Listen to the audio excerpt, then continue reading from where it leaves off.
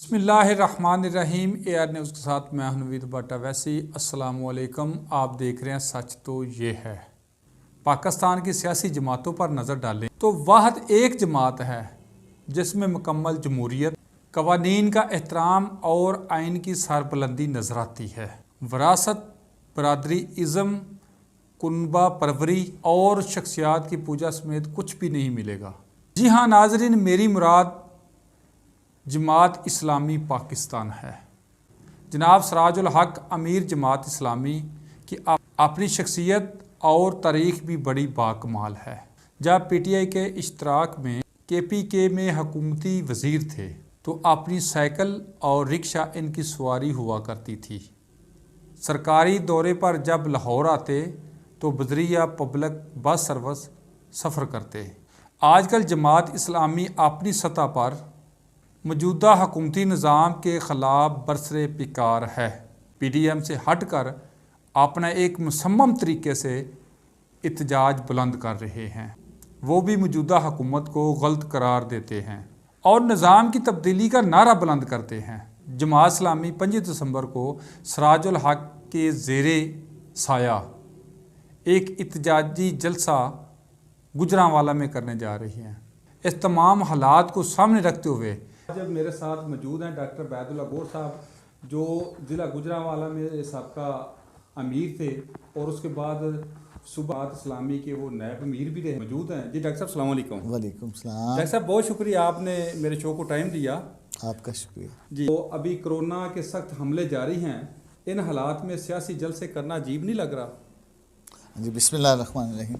بہت شکریہ نوید بھائی، آپ نے آج اپنے اسٹوڈیو میں مجھے دعوت دی ہے۔ بڑی خوشی کی بات ہے کہ آپ جو ہے ملکی اور علاقائی مسائل کے حوالے سے جو ہے وہ بڑی تندہی سے کام کر رہے ہیں۔ اللہ تعالیٰ آپ کی ان کوششوں کے اندر برکت ڈالے۔ جہاں تک آپ کے سوال کا تعلق ہے، بلا شبہ جو ہے اس وقت ہمارا ملک جو ہے وہ کرونا کی جو سیکنڈ ویو ہے اس کے مطلب زیر اثر ہے اور اس کا شکار ہے، اور اس وقت بہت اشد ضرورت ہے کہ ہمارے جو عوام ہیں وہ SOPs پر عمل کریں اور اسی طرح سے وہ جو ہے وہ کرونا کی وبا جو ہے اس سے ہم کنٹرول کر سکتے ہیں۔ لیکن دیکھیں، ایک طرف یہ مسئلہ ہے اور دوسری طرف بہرحال جس طرح سے کرونا سے ہمارے عوام مر رہے ہیں، اسی طرح سے میں سمجھتا ہوں مہنگائی سے، بے روزگاری سے جو ہے وہ عوام جو ہے وہ پس رہے ہیں، اور اس کی ذمہ دار 2 سال تک تو آپ کہہ سکتے تھے سابقہ حکومتیں ہیں، لیکن اب 2.5 سال ہو گئے ہیں اس حکومت کو، اس نے اب تک کوئی انیشیٹو نہیں لیا۔ تو یہ عوام کو بیدار کرنا اور حکومت کو جو ہے وارن کرنا، یہ بھی بہرحال سیاسی جماعتوں کی ذمہ داری ہے۔ تو ہم SOPs کا لحاظ کرتے ہوئے اور سارے جو حفاظتی انتظامات ہیں، یعنی جیسے ماسک کا لگانا، فاصلے کو، سوشل ڈسٹینسنگ، اس کو مد نظر رکھتے ہوئے بھی ہم اپنا پروگرام کر سکتے ہیں اور اس کو ہم انشاءاللہ کریں گے۔ جی ڈاکٹر صاحب، یقینی طور پہ ان کا جو ایک رول ہے، جو ایک فالو کرتے ہیں قانون کو، ایک بے مثل ہے، ان کا ایک نظم و ضبط ہے، ایک بالکل بے مثل ہے، اس میں دوسری رائے کسی کی بھی نہیں ہے۔ جو آپ نے دکھایا کہ بھوک اور افلاس سے مارے ہیں، 2 جماعتوں کی باری لگی ہوئی تھی۔ خان صاحب کے آنے پر عوام کی امیدیں بلند ہو گئی۔ خان صاحب نے عوام کو خوب سبز باغ دکھائے تھے۔ آج مہنگائی نے عوام کی مد مار دی ہے۔ آپ کی جماعت اسلامی کے مطابق اس کا مستقل حل کیا ہے؟ دیکھیں بٹ صاحب، جہاں تک یہ تعلق ہے کہ سبز باغ دکھائے یا عوام کو امیدیں تھیں، بلا شبہ عوام کو امیدیں ہوں گی، لیکن آپ اس بات سے بخوبی آگاہ ہیں کہ میرا ہمیشہ یہ موقف رہا ہے کہ ببول کے درخت کو کبھی سیب نہیں لگتے۔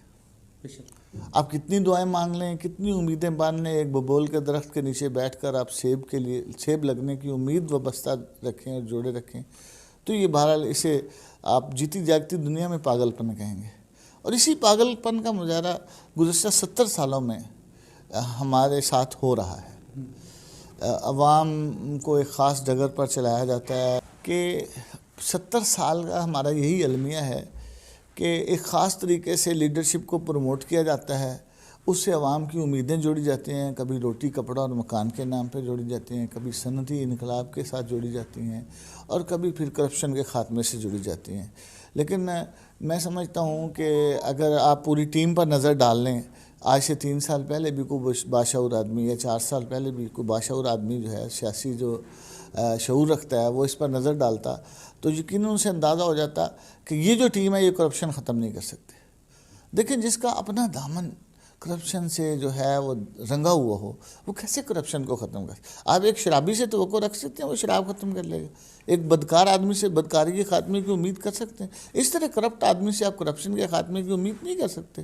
اور یہی عالمی ہے، مجھے اس سے کوئی غرض نہیں۔ ایک بڑی تعداد میں لوگ بہرحال لوگوں کی ایک امید تھی عمران خان صاحب سے، اور ہو سکتا ہے کہ اس میں مطلب شک بھی نہیں ہے کہ بہرحال وہ ایک محنت کرنے والے لیڈر ہیں، لیکن انہوں نے جو چوں کا مربع اکٹھا کیا اس سے پتہ چل رہا تھا کہ یہ لوگ کوئی انقلاب برپا نہیں کر سکتے، عوام کی امیدوں پر پورا نہیں اتر سکتے، عوام کے دکھوں کا مداوع نہیں کر سکتے، یہ تو خود ان کے دکھوں کے ذمہ دار ہیں۔ تو ہم تو کل بھی یہی موقف رکھتے تھے، آج بھی یہی موقف رکھتے ہیں کہ صرف اور صرف عوام کے مسائل کا حل اسلامی نظام کے اندر مضمر ہے۔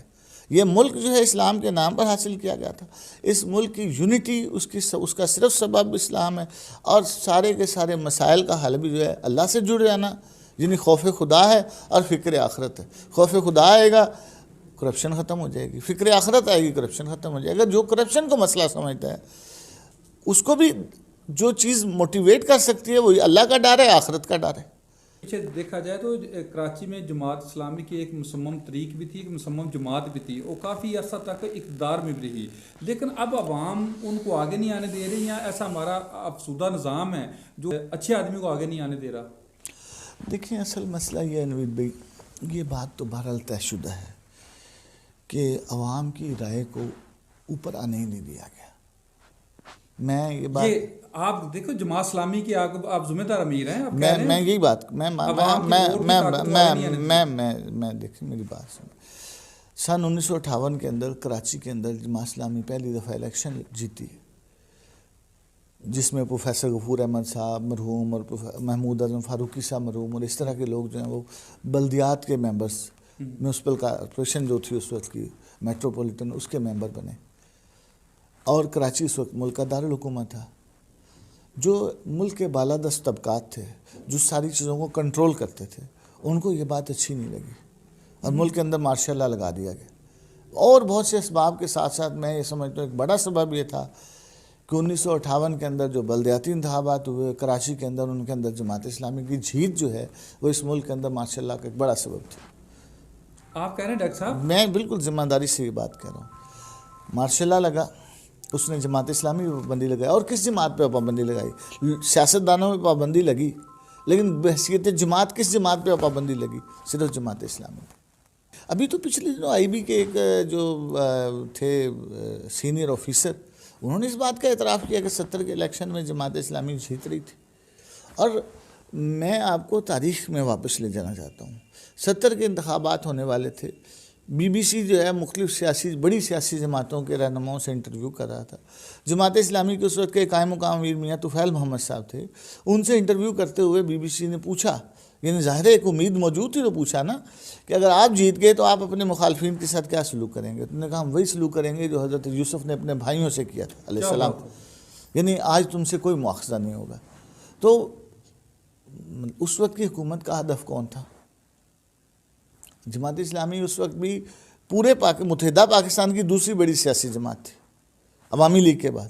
پیپلز پارٹی دوسری بڑی جماعت نہیں تھی، پیپلز پارٹی تیسرے نمبر پہ تھی، دوسرے نمبر پہ ووٹوں کے اعتبار سے جماعت اسلامی تھی، لیکن ظاہر انتخابی نظام ہے۔ اس کے بعد آپ دیکھ لیں آپ کے پاس یہ ایم ایم اے جب بنی تو اس کو توڑنے کے لیے اس وقت کے حکمرانوں نے کیا کیا ہتھ کنڈے اختیار نہیں، یہ سیاسی جماعتوں نے تو اب موقف اختیار کیا نا کہ ووٹ کو عزت دو۔ ہم تو شروع دن سے یہ بات کہتے ہیں کہ انتخابی نظام جو ہے اس کے اندر جو ہے وہ اصلاحات ہونی چاہیے۔ ہم تو شروع دن سے یہ بات کہتے ہیں کہ ہر ووٹ جو ہے وہ گنا جانا چاہیے، اور بیلٹ باکس جو ہے جو نتیجہ اس کے اندر سے آتا ہے اس کو امپلیمنٹ ہونا چاہیے۔ ان لوگوں نے دیکھیں گے تو میں اگر معذرت کے ساتھ یہ بات کہوں تو یہ سیاستدان تو اسی نرسری کی پیداوار ہیں۔ اگر کوئی جمہوریت کی پیداوار ہے تو وہ ہماری جماعت اسلامی ہے جی۔ اگر کوئی عوام کی بات کرتا ہے تو ہم ہیں۔ دیکھیں میں نے آپ سے پہلے کہا تھا کہ وہ بول کے درخت پہ سیب نہیں لگتے. سیب کے لیے اللہ نے الگ فطرت کا جو ہے وہ درخت پیدا کیا ہے. کرپٹ لوگ کرپشن ختم نہیں کر سکتے. اگر عوام کے دکھوں کا مداوع کر سکتا ہے تو وہ جو عوام میں سے ہے، اور آپ اپنے گرد دیکھیں کون لوگ عوام میں سے ہیں. کون ٹرین پہ سفر کرنے والا ٹرین کے مسائل کو جانتا ہے، بس پہ سفر کرنے والا بس کے مسائل کو جانتا ہے، پاسپورٹ کے دفتر میں لائن میں لگنے والا پاسپورٹ کے دفتر کے مسائل کو جانتا ہے. ایسے ہی ہے نا جی. ناظرہ کے دفتر میں جو 80 روپے کا شناختی کارڈ بنوانے کے لیے لائن میں لگتا ہے وہ اس کے مسائل کو جانتا ہے. جو بازار سے منڈی سے جو ہے روز کا روز سودا خرید کے لے جاتا ہے وہ اس کے مزدور کے مسائل مزدور جانتا ہے. تو یہ عام آدمی کی جماعت کون سی ہے؟ جماعت اسلامی کے علاوہ کسی میں آپ کو عام آدمی نظر آتا ہے؟ کون سی جماعت؟ تو میں سمجھتا ہوں اس کا حل ہمارے پاس ہے. ہمارے پاس وہ ٹیم موجود ہے. یہ تو کہتے تھے ہمارے پاس ٹیم ہے، اس سے تو ایکسپوز ہو گئی ہے. یہ 5 سال کے پی کے میں حکمران ہیں. 5 وزارت یعنی 2 وزارتیں جماعت اسلامی کے پاس تھیں. ہمارے ان 2 وزیروں نے اتنا ڈیلیور کیا کہ ان کو اگلے 5 سال کا پھر مینڈیٹ مل گیا. آج ان کی حالت دیکھ لیں. کل سراج الحق ان کے وزیر خزانہ تھے، کل عنایت الرحمن جو تھے وہ ان کے سینئر وزیر تھے یا وزیر تھے، بلدیات کے وزیر تھے. آپ دیکھیں اس 5 سالوں کے اندر ان دونوں وزراء کی کارکردگی. خزانے کا وزیر جو تھا جماعت اسلامی کا تھا. آج ان کے پاس کیا ہے؟ وہی لوگ ہیں نا، لیکن وہ ڈیلیور نہیں کر پا رہے. اچھا ڈاکٹر صاحب یہ بتائیں، بہت سی اپوزیشن پارٹیاں حکومت کے خلاف احتجاج کر رہی ہیں، جیسا پی ڈی ایم. آپ کا احتجاج بھی حکومت مخالف ہے، آپ کا بیانیہ اور طریقہ کار ان سے مختلف کس طرح؟ جی میں نے یہ آپ سے پہلی بات ہی میں نے عرض کی ہے آپ سے، اسی کو میں ریپیٹ کروں گا. ایک ہی جواب ہے ان ساری باتوں کا کہ دیکھیں ہم پریکٹیکل لوگ ہیں. ہم جو اندر سے ہیں وہی باہر سے ہیں. یہ پریکٹیکل نہیں ہے. آپ وہ تو ایلیٹ کلاس کے لوگ ہیں. اگر بلاول بھٹو صاحب یا آصفہ بھٹو یا ان کی جو بہن ہیں بختاور ہیں یا زرداری صاحب، تو یہ تو عوام میں سے نہیں ہیں. یہ تو خاص کے لوگ ہیں. صرف خاص کے مسائل کو جانتے ہیں، عوام کے مسائل کو نہیں جانتے. عوام کے مسائل کو تو سراج الحق جانتا ہے جو آج بھی 4-5 محلے کے گھر میں رہتا ہے. عوام کے مسائل کو تو لیاقت بلوچ جانتا ہے جو لاہور کی گلیوں میں پلا بڑا ہے، ملتان سے آیا لاہور میں پلا بڑا. عوام کے مسائل کو تو جو ہے وہ امیر العظیم جانتا ہے جو اندرون لاہور کا رہنے والا ہے اور عام شہری ہے، عام شہریوں کے اندر گھومتا ہے. دیکھیں اصل چیز یہی ہے. پہلی بات تو یہ کہ عوام کے مسائل، ہمارے قوم کے مسائل کیا ہیں، ہمارے ملک کے مسائل کیا ہیں. دوسرا یہ کہ میں نے آپ سے پہلے بھی عرض کیا کہ اس ملک کے مسائل کا صرف ایک ہی حل ہے، وہ اسلامی نظام مصطفیٰ. جب نظام مصطفیٰ آئے گا تو سارے کے سارے مسائل حل ہو جائیں. رسول اللہ صلی اللہ علیہ وسلم تشریف لائے. آپ نے ایک آدمی مسلمان ہونا چاہتا ہے، پوچھتا ہے میں اسلام لے ہوں تو کیا ہوگا؟ کہا کہ ایک عورت یمن سے چلے گی، حضر موت تک جائے گی، پیدل جائے گی، زیور اچھالتی ہوئی جائے گی، جنگلی جانوروں کے سوا اسے کسی اور چیز کا جو ہے خوف نہیں ہوگا. کیا مطلب؟ امن و امان ہوگا. تو نظام مصطفیٰ ہوگا تو امن و امان ہوگا. کہا کہ لوگ زکوٰۃ لے کر گھومیں گے، دینے والے لینے والے نہیں ملیں گے. کیا ہے؟ خوشحالی ہوگی. کہنا میں یہ چاہتا ہوں اصل بات یہ ہے کہ جب نظام مصطفیٰ آئے گا تو لوگوں کے مسائل سارے دکھوں کا مداوع ہو جائے گا. لیکن نظام مصطفیٰ کون لائے گا؟ جس کے اپنے 6 فٹ پر جو طریقے مصطفیٰ صلی اللہ علیہ وسلم پہ چلتا ہوگا. جو خود نہیں چلتا ہوگا وہ نظام مصطفیٰ لائے گا کیسے؟ اور ہم وہ ٹیم پیش کرتے ہیں جو الحمدللہ چلیں ہمارے اندر بھی، ہم بھی انسان ہیں، ہمارے اندر بھی بہت سی کوتاہیاں ہیں، لیکن الحمدللہ معاشرے کے اندر جیتی جاگتی ہماری ٹیم ہے. اسی معاشرے کے اندر رہتی ہے. ہم اگر کراچی کے میئر رہے تو 1 پائی کی کرپشن نہیں ہے. اربوں روپے کا بجٹ خرچ کیا، خواب دستار افغانی ہو، خان نعمت اللہ ایڈوکیٹ ہو، کوئی نیب کا کوئی ان کے اوپر کیس بنا؟ ان کے اوپر کوئی اینٹی کرپشن کا کیس بنا؟ نہیں بنا. ہمارے لوگ منسٹرز رہے، ایم این ایز رہے، ایم پی ایز رہے، ضلع ناظم رہے، تحصیل ناظم رہے، الحمدللہ ان پہ کبھی کرپشن کا کیس نہیں بنا. تو مسئلہ یہ ہے کہ ہمارے پاس ہمیں جہاں جہاں لوگوں نے آزما کے دیکھا ہے وہاں ہمارے لوگ الحمدللہ ایک میرٹ پر، ایک معیار پر، اخلاق کے معیار پر، ملکی قوانین کے معیار پر پورے اترے ہیں. بقول آپ کے کہ آپ کو آگے آنے ہی نہیں دیا جا رہا، تو پھر آپ کیسے نظام لائیں گے؟ دیکھیں جد و جہد کرنا ہمارا فرض ہے، اور اپنی پوری ایمانداری کے ساتھ اور اب پورے اخلاص کے ساتھ اپنے آپ کو ڈیووٹ کر کے جد و جہد کرنا ہمارا فرض ہے. اور عوام کو اس ساری دھاندلی اور ساری ناانصافی کے خلاف جو ہے وہ کھڑا کرنا، یہ ہمارا فرض ہے۔ نتیجہ ظاہر ہم اپنے رب پہ چھوڑتے ہیں۔ 5 دسمبر کو اعلانیہ کیا ہوگا؟ ہم اس قوم کو بیدار کرنے کے لیے نکلے ہیں کہ جن لوگوں سے آپ نے امیدیں باندھی تھیں وہ کھوٹے نکلے۔ اس قوم کو ہم بتانا چاہتے ہیں کہ کھوٹے اور کھرے کی پہچان ہم کر سکتے ہیں۔ یعنی آپ نے جو پی ڈی ایم کی ایک اتحاد ہے اس سے علیحدہ آپ نے ایک جدوجہد کرنی ہے؟ بالکل علیحدہ ہے۔ دیکھیں اس کا حصہ نہیں آپ بنیں گے؟ ہم ان کا حصہ کیسے بن سکتے ہیں؟ اس ملک کے دیکھیں یہ سارے لوگ وہی لوگ ہیں، یہ جنہوں نے پچھلے 70 سالوں کے اندر آدھے پی ٹی آئی میں ہیں، آدھے پی ڈی ایم میں ہیں، جنہوں نے اس ملک کے حالات کو 70 سالوں میں بگاڑا ہے۔ دیکھیں کچھ ایشوز ہوتے ہیں جن پہ سیاسی جماعتیں اکٹھی ہوتی ہیں، ماضی میں بھی ہم اکٹھے رہے ہیں، مستقبل میں بھی اگر ضرورت پڑے تو کچھ ایشوز پہ اکٹھے ہوتے ہیں۔ سیاسی جماعتیں بھی اٹھی ہیں اور ہمارے جو مختلف مذہبی فرقے ہیں وہ بھی اکٹھے ہوتے ہیں، لیکن اس کا یہ مطلب نہیں ہوتا کہ ہم سب نے ایک دوسرے کے ایجنڈے کو قبول کر لیا۔ جیسے دیکھیں ماضی کے اندر نظام مصطفیٰ کی تحریک تھی، ساری جماعتیں اس کے اندر اکٹھی ہوئیں۔ ماضی کے اندر ختم نبوت کی تحریک تھی، اس کے اندر ساری جماعتیں اس کے اندر شریک ہوئیں۔ اسی طرح سے جب یعنی ایک حکمران پوری رونت پہ اتر آتا ہے تو اس کو ہٹانے کا ایجنڈا، جیسے میں نے آپ سے کہا پی این اے کی ایک تحریک تھی، اس کو ہٹانے کا ایک ایجنڈا تھا، اس پہ لوگ اکٹھے ہو گئے۔ تو ایسی چیزیں تو ہو سکتی ہیں، لیکن فی الحال ہم یہ سمجھتے ہیں کہ عوام کو بیدار کرنے کی اور آگاہ کرنے کی ضرورت ہے کہ اگر اس ملک کے اندر تم کھرے اور کھوٹے کی پہچان نہیں کرو گے تو اسی طرح دھوکہ کھاتے رہو گے، جیسا ابھی 2.5 سال پہلے کھایا ہے۔ ڈاکٹر صاحب 25 دسمبر کے بعد واقعی آپ کے ایک جلسے سے عوام بیدار ہو جائے گی کہ آپ کی جدوجہد جاری رہے گی؟ نہیں، یہ تو ایک مسلسل عمل ہے نا، یہ تو ایک مسلسل عمل ہے۔